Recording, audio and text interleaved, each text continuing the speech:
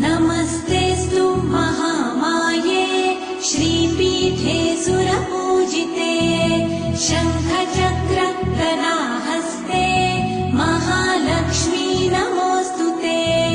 नमस्ते गरुडारूढे कोलासुरभयङ्करी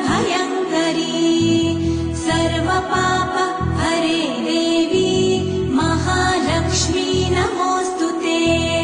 महादेव्यै च विद्महे विष्णुपत्न्यै च धीमहि तन्नो लक्ष्मी प्रचोदयात्।